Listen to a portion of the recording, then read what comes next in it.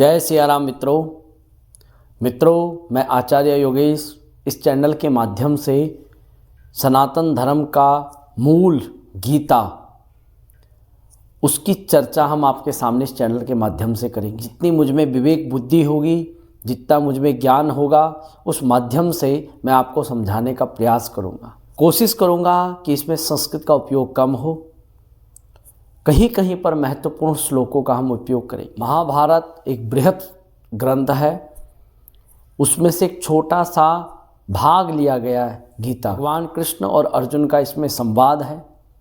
अर्जुन ने जीवन के महत्वपूर्ण प्रश्न इस भगवत के माध्यम से भगवान कृष्ण से पूछे और भगवान कृष्ण ने शास्त्रीय उपदेश अर्जुन को दिया। मुझे लगता है जरूरी नहीं है कि सिर्फ सनातनी को यह गीता सुननी चाहिए। जितने भी बड़े बड़े चिरपरिचित, जितने भी प्रसिद्ध और जितने भी महान लोग हुए हैं, उनकी महानता का जो श्रेय है वो कहीं ना कहीं गीता को मिलता है। इसलिए मित्रों, आज हम इस गीता से ही प्रवचन का प्रारंभ करेंगे। आइए हम प्रारंभ करते हैं। प्रथम अध्याय में कुरुक्षेत्र की युद्ध स्थल में सैन्य निरीक्षण इसमें बताया गया।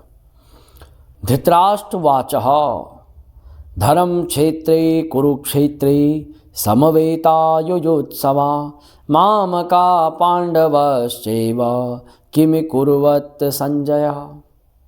प्रथम श्लोक जिसमें धृतराष्ट्र जी संजय से पूछते हैं, तुम क्या देख रहे हो, क्या सोच रहे हो, किस विषय पर आप चिंतन कर रहे हो। तो संजय ने कहा कि मुझे दिव्य दृष्टि प्राप्त है और इस समय मैं दिव्य दृष्टि से महाभारत में हो रहे कौरव और पांडवों के युद्ध को देख रहा हूं। तब धृतराष्ट्र जी ने कहा कि भाई, धर्म भूमि कुरुक्षेत्र में युद्ध की इच्छा से एकत्र हुए मेरे तथा पांडवों के पुत्रों ने क्या किया। धर्म क्षेत्र इसलिए कहा क्योंकि वहाँ पर ऐसे ऐसे धर्मज्ञ व्यक्ति खड़े हैं उस महाभारत के युद्ध में। सबसे पहले भगवान कृष्ण। धृतराष्ट्र जी चाहे मन के अंदर जितना मर्जी त्रुटि रख लें, जितना मर्जी पाप रखें, पर उनको ये बात जरूर पता है कि कृष्ण भगवान है। इसलिए अपने वचनों में पहला शब्द रखा कि धर्म क्षेत्र। उस धर्म क्षेत्र में मेरे और पांडव, मेरा शब्द इसलिए लग रहा है क्योंकि धृतराष्ट्र जी के अंदर अपने बच्चों के प्रति अगाध प्रेम है और अंधा प्रेम है। बाह्य आंखें तो अंधी है ही हैं, पर अंदर से मन भी अंधा हो चुका है। उस प्रेम में समझ नहीं पा रहे धृतराष्ट्र जी कि मैं किसके लिए, किस प्रयोजन से ये ममता कर रहा हूँ। मेरा शब्द स्वार्थ शब्द है, ममता वाला शब्द है। इसलिए पूछ लिया कि मेरे और पांडवों के पुत्रों ने क्या किया। तब संजय कहने लगे कि हे राजन, पांडु पुत्रों द्वारा सेना की व्यूह रचना देख करके राजा दुर्योधन अपने गुरु द्रोणाचार्य के पास गए और ये शब्द कहे। द्रोणाचार्य जी के पास जाकर के कहते कि पश्येताम पांडुपुत्राणाम आचार्य महती चमुम व्योडाम द्रुपदपुत्रेणाम तब शिष्य धीमताम। हे आचार्य, पांडुपुत्रों की विशाल सेना को देखो, जिसे आपके बुद्धिमान शिष्य द्रुपद के पुत्र ने इतने कौशल से व्यवस्थित किया हुआ है। दुर्योधन राजनीतिज्ञ है, राजनीति में बहुत चतुर है, पर उनके अंदर यह बात बैठी हुई है कि जो मेरे साथ खड़ा है वो पांडवों का हितैषी है। चाहे मेरे गुरु द्रोणाचार्य, चाहे महाभारत के युद्ध में द्रोणाचार्य जी जो सेनापति बन के बैठे हैं, या भीष्म पितामह जी। क्योंकि दुर्योधन को लग रहा था कि हमारी सेना बहुत विशाल है और पांडवों के पास कुछ होगा ही नहीं। पर जैसे ही दुर्योधन ने पांडवों की सेना को देखा तो भवचकित हो गए कि भैया, मैं तो सोच रहा था बहुत छोटी सेना होगी, पर ये तो बड़ी विशाल सेना लेकर के आए। इसलिए तुरंत अपने सेनापति, अपने गुरु द्रोणाचार्य जी के पास गए और द्रुपद का नाम लिया, क्योंकि द्रुपद जो द्रोणाचार्य का शत्रु था, इसलिए याद दिला रहे हैं महाराज, सामने आपके करने के लिए खड़ा है वो द्रुपद का पुत्र है जो आपका शत्रु है। सेना में भीम अर्जुन के समान युद्ध करने वाले अनेक वीर धुरंधर है महाराज।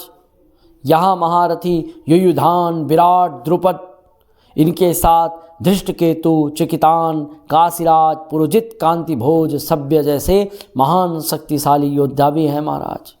पराक्रमी युधामन्यु अत्यंत शक्तिशाली उत्तमोजा, सुभद्रा का पुत्र तथा द्रौपदी के पुत्र, ये सभी महारथी पांडवों के साथ खड़े हैं। किंतु हे ब्राह्मण श्रेष्ठ, आपकी सूचना के लिए मैं अपनी सेना के इन नायकों के विषय में भी बता लेता हूँ जो मेरे साथ खड़े हैं, जो मेरी सेना को संचालित करने में विशेष रूप से निपुण है महाराज। मेरी सेना में स्वयं आप हो, भीष्म हैं, कर्ण हैं, कृपाचार्य है, अश्वस्थामा है, विकर्ण है, सोमदत्त का पुत्र भूरिश्रवा आदि है जो युद्ध में सदैव विजयी रहते हैं।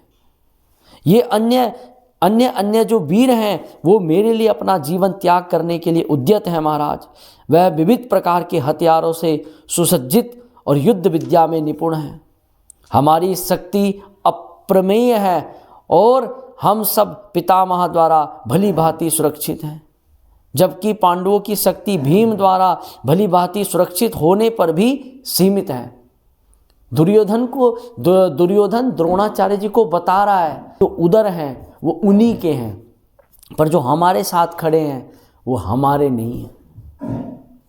वो सामने दिख रहे हैं युद्ध के लिए, परंतु जब सामने देखो, उनके हृदय को देखो, तो हृदय के अंदर पांडवों के प्रति प्रेम दिख रहा है। भीष्म पितामह ने दुर्योधन को देख लिया था द्रोणाचार्य जी के पास जाते हुए। भीष्म पितामह जी को पता है कि दुर्योधन द्रोणाचार्य जी के पास जा रहा है और द्रोणाचार्य जी को बता रहा है कि महाराज मेरे साथ खड़े रहना, अलग मत होना।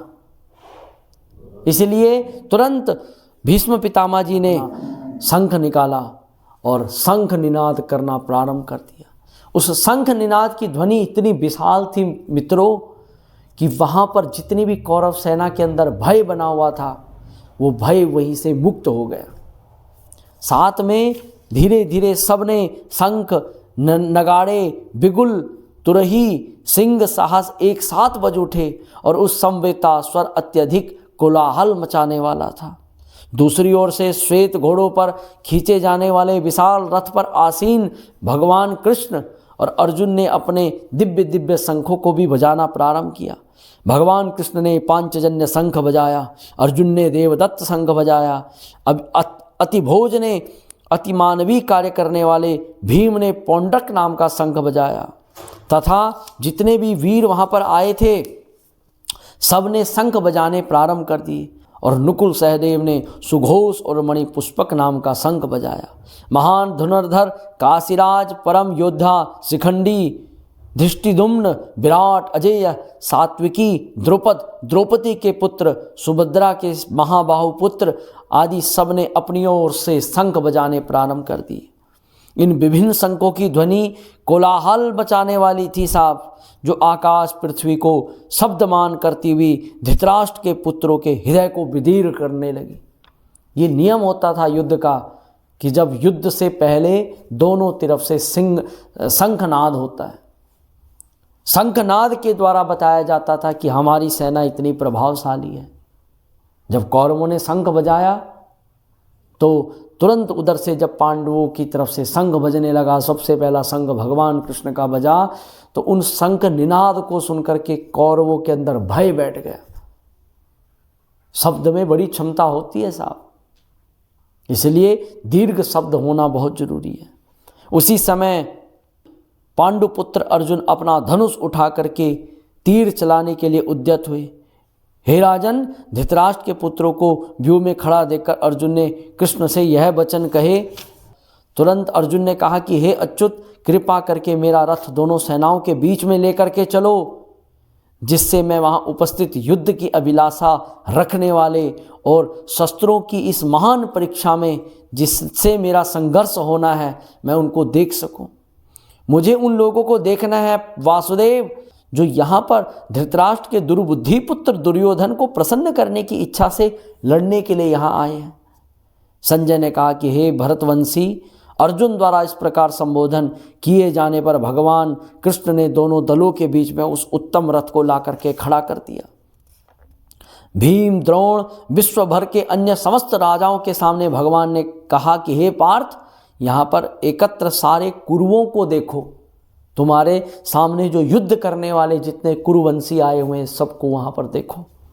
अर्जुन ने वहाँ पर दोनों पक्षों की सेनाओं के मध्य में जब अपने चाचा, ताऊ, पितामह, गुरु, मामाओं, भाइयों, पुत्र, पौत्र, मित्रों, ससुरों और शुभचिंतकों को देखा तो साफ अर्जुन की हालत खराब हो गई। कुंती पुत्र अर्जुन ने जब अपने मित्र संबंधियों की उन विभिन्न श्रेणियों को देखा तो वह करुणा से अभिभूत हो गया और कहने लगा, हे प्रभु, हे कृष्ण, इस प्रकार युद्ध की इच्छा रखने वाले अपने मित्र तथा संबंधियों को मैं अपने समकक्ष उपस्थित देखकर मेरे शरीर कांप रहा है, मेरे शरीर का हर अंग कांप रहा है महाराज, मेरे रोंगटे खड़े हो रहे हैं, मेरा गांडीव धनुष मेरे हाथ से खिसक रहा है और मेरी त्वचा जल रही है।